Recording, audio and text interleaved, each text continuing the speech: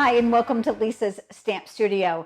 Do I have any dog lovers out there? Well, I'm hoping so, because today I'm going to be using the Happy Tails bundle. This is the stamp set with the coordinating dog builder punch to create this adorable card. I'll be showing you how to use the stamps in that stamp set to create an adorable background that looks a lot like designer series paper. I'm also going to give you some tips on using the Stampin' Blends to color in that dog. Here's a good close-up of the card we're going to be creating together today.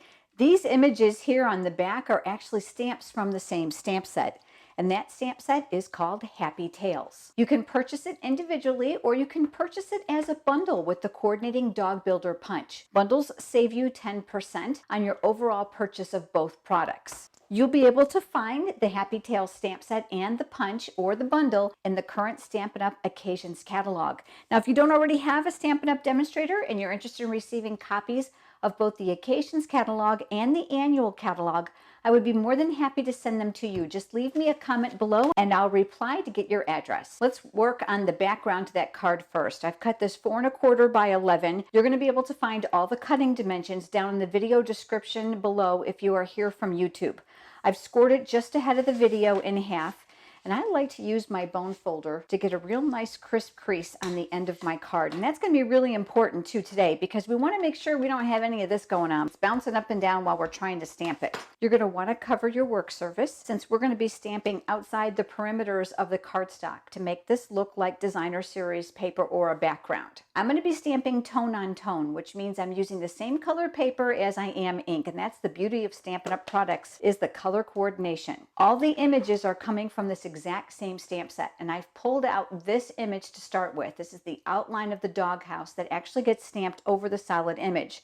I chose to use it by itself. It is photopolymer, which means that the image is completely clear, and oftentimes when you ink it up, you're going to see that the image itself actually turns the color of the ink, which makes it very easy for placement. So I'm going to go ahead and I'm going to start here. I don't do many things straight, so I'm going to line up my cardstock right here on my grid paper and attempt to get these as straight as possible. It is very forgiving, so don't worry if it's not perfect. And then I'm going to stamp the first image here. You're going to see I'm hanging off the paper just a little bit because we want to create that wallpaper type look.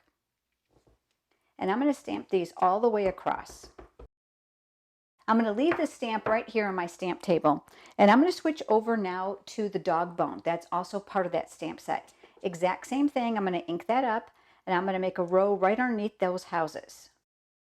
I'll leave that face up, and I'm going to switch over to that dog paw. Now, I'm going to give you a couple tips. If you find going across too challenging for you, turn the paper horizontally and stamp in this direction. I often have better luck that way, but it's going to be what's most comfortable for your hand. I always say no contortionist stamping. Turn the paper so that it's easier. I know I want the paw print to face towards the top, so I've turned it sideways. And then I'm going to ink that up as well, and then I'm going to stamp that underneath.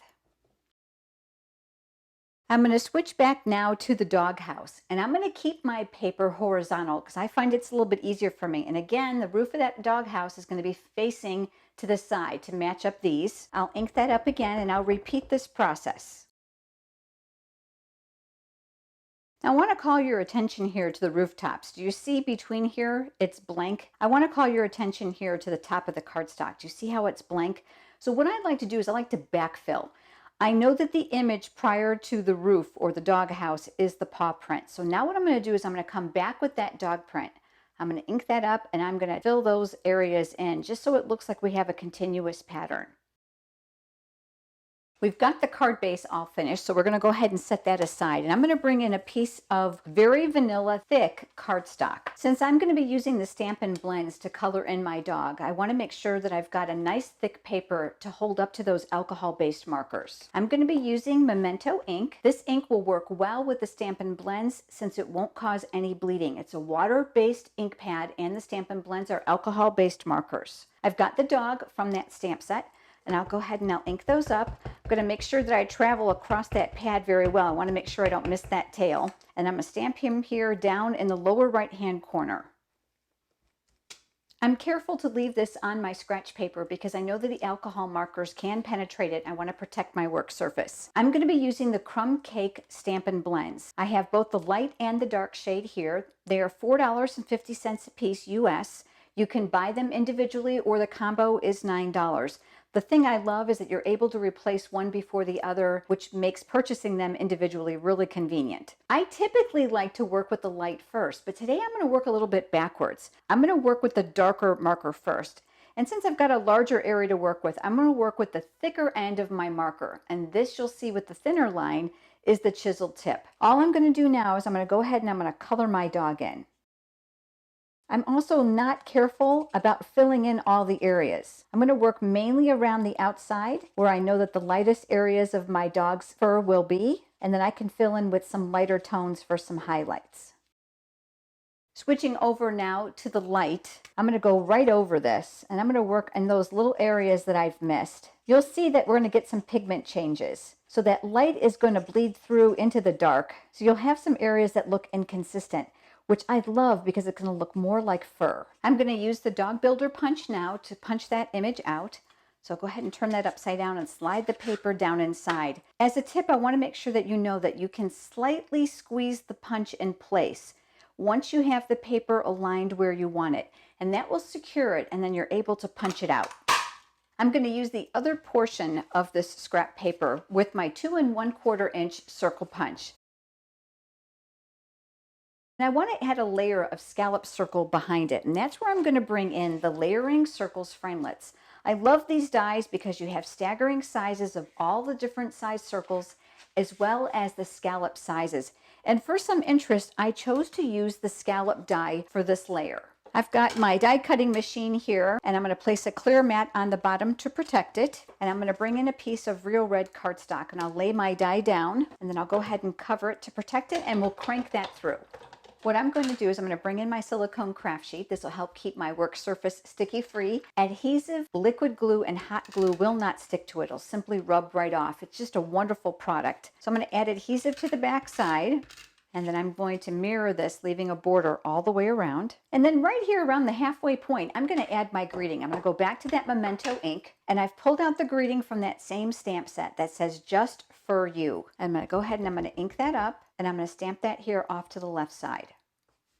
Back to the base of my card, I'm going to go ahead and I'm going to position this where I'm going to want it. I've got a couple other strips of color here just to make the card a little bit more visually appealing. I've got a 1/2 inch strip of Night of Navy cardstock and another 1/2 inch strip of the real red cardstock. And these are just going to border here and here.